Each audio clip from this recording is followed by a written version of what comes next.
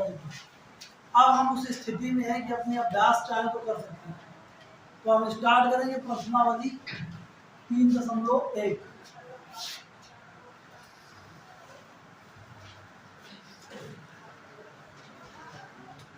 ठीक है ना? अब दिखाओ। देखिए सबसे पहला सवाल लिखा हुआ है, विकल्पी में है, यदि युग्म समीकरण हमारा हो a1x b1y बराबर c1 और दूसरा समीकरण हो a2x प्लस b2y बराबर ये c2 के अनंत हल होंगे। करा इनके अनंत हल होंगे। तो अनंत हल की स्थिति वाले में क्या होता था? अनंत हल का मतलब जब रेखाएं हमारी क्या हो, संपाती हो, और संपाती होने की स्थिति में क्या होता था, a1/a2 बराबर b1/b2 बराबर b1/b2 बराबर c1/c2।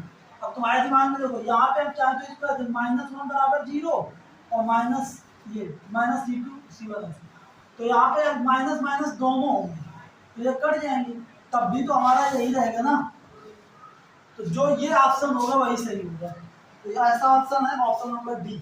तो ये ऑप्शन नंबर डी इसका सही उत्तर होगा। आगे देखो नेक्स्ट में लिखा है, यही है, ऐसा ही सवाल लिखा हुआ है दूसरे नंबर सवाल में, बस उसमें अंतर क्या है, यहाँ पे हमारा प्लस लिखा है, यहाँ पे प्लस लिखा है। निकाय a1x plus b1y plus c1 बराबर 0 और a2x plus b2y plus c2 बराबर 0 का अद्वितीय हल होगा यदि। तो देखो कब अद्वितीय हल होता है, जब a1/a2 बराबर नहीं होता b1/b2, तभी तो अद्वितीय हल होता है। ठीक है ना? तो ये स्थितियां मैंने दी है, तो आपके लिए लगाना बहुत आसान है। ठीक है ना? तो इसमें हो जाएगा ऑप्शन नंबर डी। ठीक है ना? आगे देखो क्या लिखा हुआ है, जब दो चर वाले समीकरणों का आलेख प्रतिच्छेदी होता है।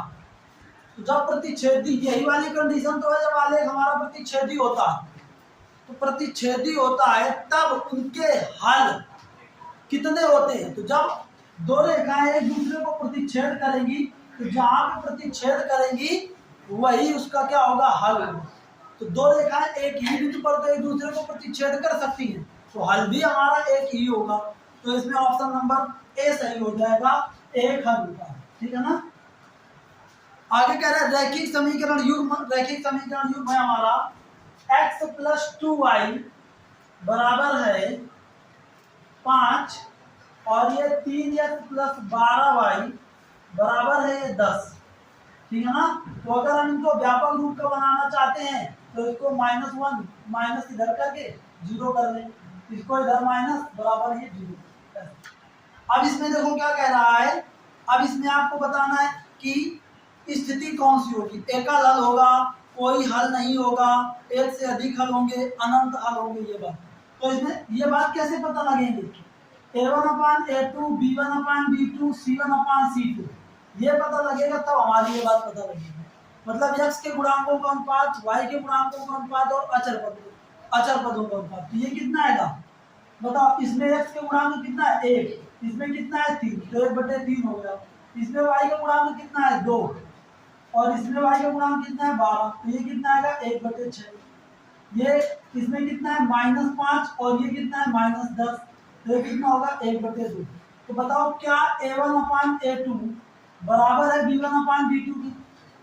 बताओ 1/3 है, 1/6 है, तो यहाँ से हमारा क्या मिला, a1/a2 बराबर नहीं है b1/b2। तो जब नहीं है तो केवल और केवल हमारा अद्वितीय हल, मतलब केवल एक ही हल होगा, मतलब एकल हल होगा। इसमें भी ऑप्शन नंबर ए सही होगा, एकल हल। अब कोई एक समीकरण लिखा हुआ है, ठीक है ना, पांचवा सवाल है जिसमें लिखा हुआ है x प्लस वाई बराबर 9 के कितने हल होंगे। तो मैंने बताया था कोई एक रेखा अगर होती है तो किसी एक रेखा के अपरिमित रूप से अनेक हल हो सकते हैं। जैसे मैं कह दूं कि यहाँ पे x का मान 0 और y का मान 9, तुम कह दो नहीं x का मान 9 y का मान 0, तो दो हल तो यही हो गए। फिर मैं कह दूं x का मान 4, y का मान 5, तो तुम डिसाइड नहीं कर पाओगे ना कि कौन सा हल है। ऐसे करके हमारे अनंत हल हो जाएंगे। भाई अगर इस रेखा को बनाओगे तो ये रेखा हमारी बनेगी ऐसे, यहाँ पे 9, 0 और यहाँ पे 0, 9, इन दोनों बिंदुओं से होकर के रेखा जाएगी। अब इस रेखा पर जितने बिंदु होंगे वो सारे इसके क्या होंगे, हल होंगे कि नहीं होंगे। कितने हल होंगे, अपरिमित रूप से अनेक। 2 रेखाएं हो तो हो सकता है कि उसका यूनिक हल आए, लेकिन एक रेखा होगी तो उसके अपरिमित रूप से अनेक हल भी होंगे। तो सोचना ही नहीं, ठीक है ना। आगे आ जाओ, देखो अब हमारा अधिक उत्तरीय प्रश्नों की बात आती है, तो ध्यान देंगे। अब यहाँ से तुम्हारे सवाल चालू होंगे जो हमने नियम बताए हैं उनके आधार पर, ठीक है ना। तो चलिए सबसे पहला सवाल है,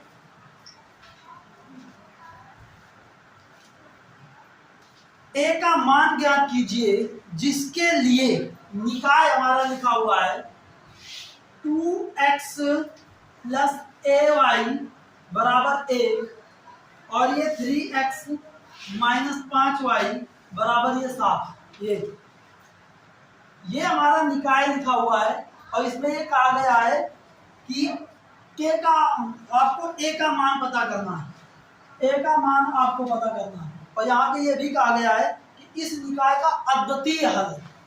तो अद्वितीय हल अगर होगा तो क्या करेंगे, देखो यहाँ पे -1 0 और यहाँ पे -7 0, करना हो करो, नहीं तो कोई दिक्कत नहीं है। आप बताओ अगर हम x के गुणांकों का अनुपात निकालेंगे, x के गुणांकों का अनुपात, तो x के गुणांकों का अनुपात हमारा क्या आएगा, अर्थात a1/a2 अगर हम कहें तो ये कितना होगा 2/3, ठीक है ना। y के गुणांकों का अनुपात अगर हम निकालें b1/b2, ठीक है ना, तो b1/b2 हमारा कितना a/-5। अब इसमें कह रहा है समीकरण निकाय का अद्वितीय हल है, तो यहां पे लिखेंगे जब समीकरण निकाय का हल अद्वितीय है तब a1/a2 बराबर नहीं होता b1, तो अब रखो 2 कितना 3 बराबर नहीं होगा किसके, -5 के। अब क्रॉस गुणा करा इसमें तो ये हमारा आ जाएगा -5 × 10 बराबर नहीं होगा 3 a की। तो a हमारा बराबर नहीं होना चाहिए -10/3, ए हमारा -10/3 के नहीं होना चाहिए। इसके अलावा, ठीक है ना, इसके अलावा कुछ भी हो सकता है, ठीक। अगर इसको और बचाते हो तो ये a1 a2 ये सब माना ऐसे लिख दिया तुमने, यहाँ पे ऐसे लिखो दिए गए समीकरणों की तुलना व्यापक समीकरण u + b1y + c1 = 0 व b2y + c2 = 0 से करने पर, तो फिर यहाँ पे हम ऐसे लिखें a1 b1 a2 b1 = a और a2 = 3 b2 = -5 और c2 = अब निकाय का हल अद्वितीय है तब a1/a2 b1/b, ठीक। तो यहाँ पे तुम्हारा ऐसे मान लिखिए। चलिए आगे देखते हैं, ये बिल्कुल इसी टाइप का आपका इसका दूसरा सवाल है। क्या है वो, करे के का वह मान ज्ञात कीजिए जिसके लिए समीकरण निकाय क्या है, x + 2y बराबर 3 और 5x + ky बराबर है हमारा 15 के अनेक हल है। कह रहा है के अनेक हल हैं, तो के अनेक हल की स्थिति में क्या होता है, यदि निकाय के अनेक हल, तो हमारी स्थिति क्या होती है, a1/a2 बराबर b1/b2 बराबर c1/c। तो बताओ a1 हमारा अगर तुलना करके निकालेंगे तो a1 हमारा कितना आएगा 1 और a2 कितना आएगा 5, b1 हमारा कितना आएगा 2 और V2 हमारा कितना आएगा K, और C1 कितना आएगा, C1 हमारा आएगा -3, C2 कितना आएगा -15। तो चाहे आप इतने को हल कर लो और चाहे केवल इतने को हल कर लो, बात तुम्हारी वही है। तो हल करो, 1/5 बराबर 2/K, तो ये हमारा K बराबर आ जाएगा 10, ठीक है ना। K बराबर ये कितना आ जाएगा 10K। और फिर आगे देखो, इसको भी हल करके देखो, तो ये हमारा 2/K बराबर -3/-15, क्या यही आ रहा है, यही आएगा। देखो तो यहाँ पे हमारा कितना 3 बचे 15, 5 दूनी 10 ही देखो आएगा। अगर कोई कंडीशन लग रही है तो दोनों स्थितियों में वो सही होगी, और अगर दोनों स्थितियों में सही नहीं है तो फिर हमारा उत्तर का अस्तित्व नहीं हो पाएगा। बात समझ गए कि नहीं। तो इस वाली कंडीशन में भी मतलब इन दोनों को बराबर करो, तब भी जो K का मान निकले वही हमारा इन दोनों को बराबर रखने पर। बात समझ रहे हो। तो K का मान कितना आ जाएगा, ठीक है ना। आगे दिखाइए कि निम्नलिखित निकाय के अद्वितीय हल है। सवाल नंबर 3, दिखाइए कि निकाय के अद्वितीय हल हैं। जब उत्तरीय प्रश्न है तो ज्यादा इनमें विस्तार से मैं नहीं कर रहा हूँ। पहला सवाल लिखा हुआ है 7x - 2y और बराबर ये 3, और ये हमारा 22 है माइनस ये 3y बराबर ये 16। ये हमारा समीकरण नंबर 1 है, ये समीकरण 2। अब हमें ये बताना है, सिद्ध करना है कि इनके जो हल है वो अद्वितीय। तो a1/a2 बराबर नहीं होगा b1/b2 अद्वितीय होगा, ठीक है ना। तो यहाँ पे बताओ a1/a2 निकालो पहले। तो 7/22, a1 कितना होगा 7, a2 कितना होगा 22, तो ये हो जाएगा 7/22। और b1/b2 कितना आएगा बताओ, y का गुणांक -2, इसमें y का गुणांक -3, तो ये किसके बराबर आया, b1/b2 किसके बराबर आया 2/3, ठीक है ना। तो यहाँ हम क्या, यहाँ पर हम देख रहे हैं कि a1/a2 बराबर नहीं है b1/b2। यहाँ पर हम देख रहे हैं कि a1/a2 बराबर नहीं है b1/b2 के, इसलिए समीकरण निकाय के अद्वितीय हल। बात समझ गया कि नहीं।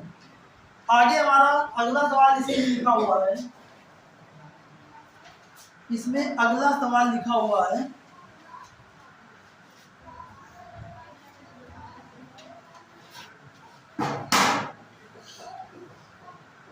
3x + y बराबर हमारा 7, तो 17, और 8x + ये 11y बराबर ये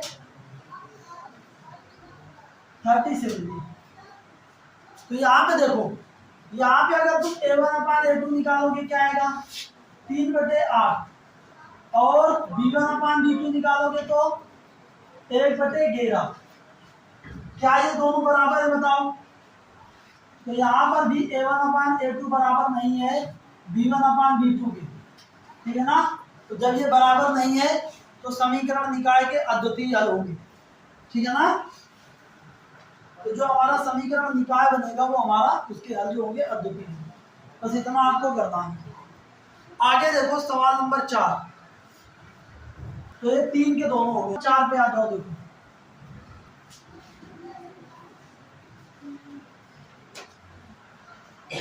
हमारा लिखा हुआ है, कह रहा है ज्ञात कीजिए कि निम्नांकित समीकरणों के युग्म संगत है। तो मैंने बताया था संगत का संगत होते हैं हल निकले, और जब हल ना निकले तो असंगत, ठीक है ना। इसमें देखो 3x -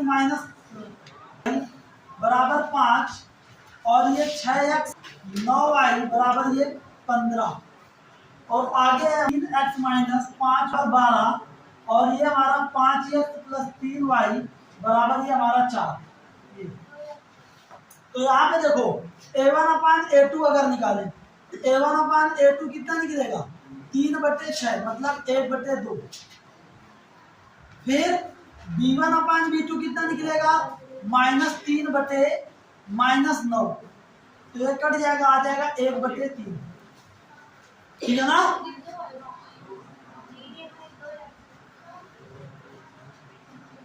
यहाँ पे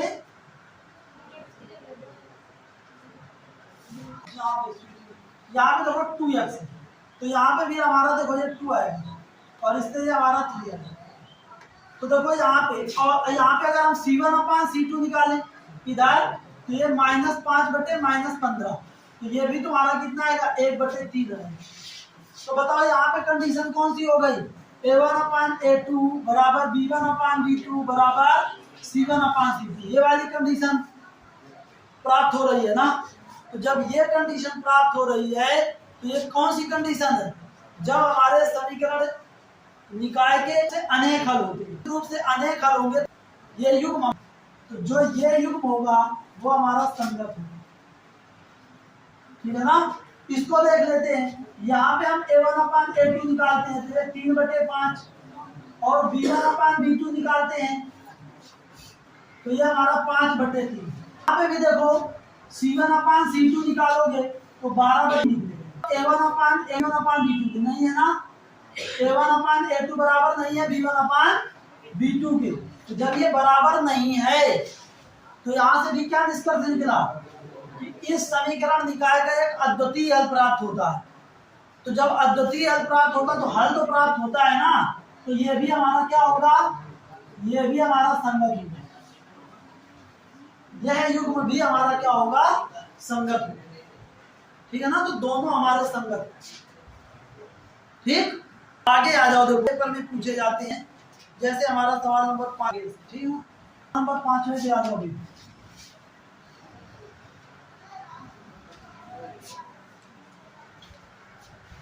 लिखा हुआ है 5वें के फर्स्ट, पहले तो सवाल क्या है, इसमें कह रहा है के किस मान के लिए निम्नलिखित रैखिक समीकरण युग्मों का अद्वितीय हल होगा। तो कह रहा है 5x - 5 = 0 और ये 2 प्लस ये हमारा ky = 0। ये देखो a1 कितना आएगा, यहाँ पे हमें k का मान निकालना है, कब, यहाँ पे पहले से ही स्पष्ट कर दिया दोनों रैखिक समीकरण युग्म, तो यहाँ पे लिखेंगे जब रैखिक अद्वितीय हल है, जब रैखिक समीकरण युग्म का हल है, तब कंडीशन हमारी क्या होती है, A1/A2 बराबर नहीं है B1/B2, तो A1 हमारा 5, A2 हमारा 2, -7 B2, अब इसको हल कर दो तो ये हमारा 5 के बराबर नहीं है -14 के, तो के बराबर नहीं है कितना, -14/5 के बराबर नहीं होना चाहिए, किसके, के बराबर -14/5 के अलावा कोई यहाँ पे हो सकता है, के बराबर केवल -14/5, ठीक है ना। तो आगे के जैसे आगे हमारा लिखा हुआ है 4x - 5 बराबर ये के बराबर के, और ये हमारा 3y -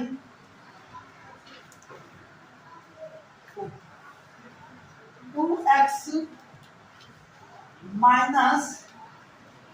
3y बराबर 12।